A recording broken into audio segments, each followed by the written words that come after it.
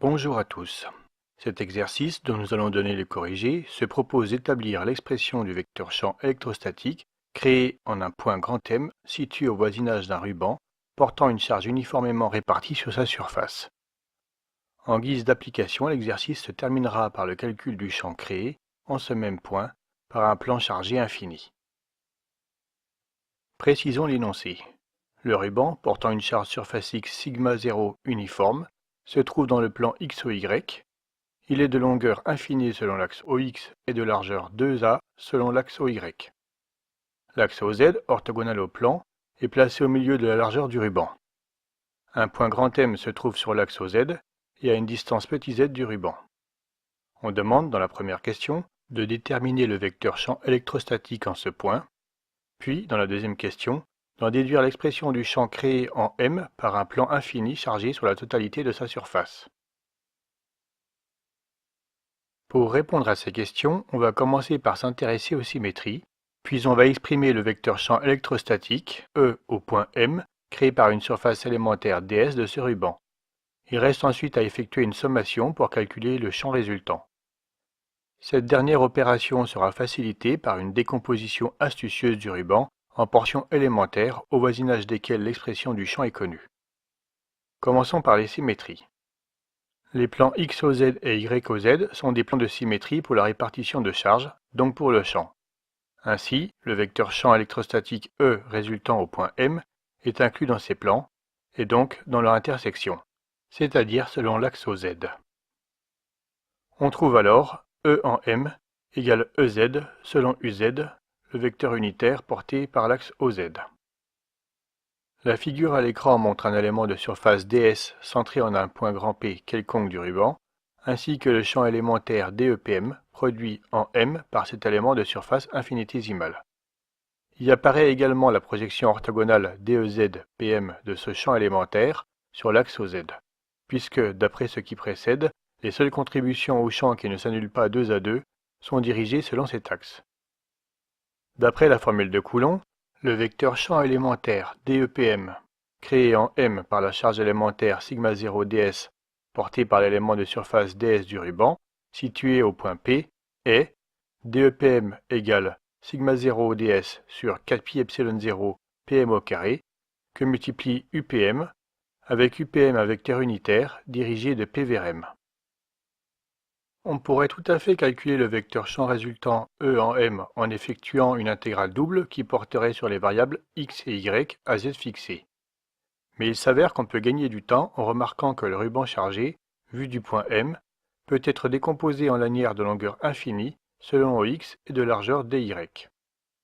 Ces lanières, de largeur infinitésimale dy, sont alors assimilables à des fils infinis portant la charge linéique d lambda égale sigma 0 dy, et peuvent être repérés depuis le point M par l'angle alpha que leur direction, vue de M, forme avec l'axe OZ. Tout ce qui vient d'être dit est précisé sur le schéma qui apparaît en ce moment.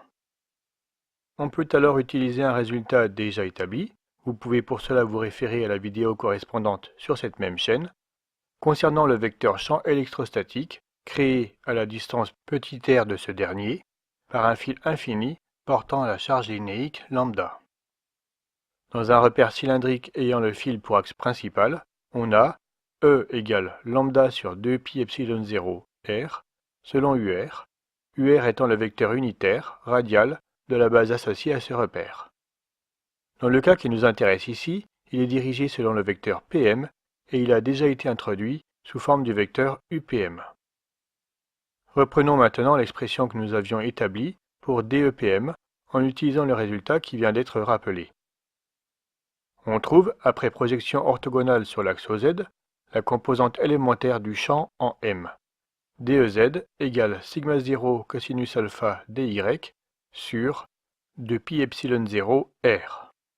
Pour parvenir à ce résultat, on a bien sûr identifié lambda à sigma 0 dy, petit r à la distance pm, et on a calculé le produit scalaire du vecteur unitaire UR par le vecteur unitaire UZ, égal à UPM scalaire UZ, qui vaut ici cosinus alpha. Il reste alors à exprimer les différentes grandeurs en fonction de la seule variable alpha pour obtenir le résultat affiché. Le détail du calcul est précisé à l'écran. Il reste à intégrer le champ élémentaire DEZ pour obtenir le champ résultant en M. Appelant delta alpha l'angle total sous lequel, depuis les points M, on voit la largeur du ruban, et puisque tangente alpha sur Z est égale à delta alpha sur 2, on trouve immédiatement, comme vecteur champ électrostatique en M, E en M égale sigma 0 sur pi epsilon 0, que multiplie arc tangente de A sur Z, selon le vecteur unitaire UZ. Faisons maintenant deux remarques. L'une relative à la notion de fil infini utilisée précédemment pour simplifier le calcul de l'intégrale, technique couramment utilisée en physique. L'autre pour expliquer pourquoi le champ en M ne pouvait dépendre ni de x, du fait de l'invariance par translation selon OX de la distribution de charge, ni de y, du fait que cette coordonnée était fixée et égale à 0 pour ce point. Nous vous laissons maintenant lire ces deux explications. L'exercice se termine par le cas limite du plan chargé infini avec la densité uniforme sigma 0. Il est aisé de voir que l'on obtient l'expression recherchée en faisant tendre A, la demi-largeur du ruban, vers l'infini.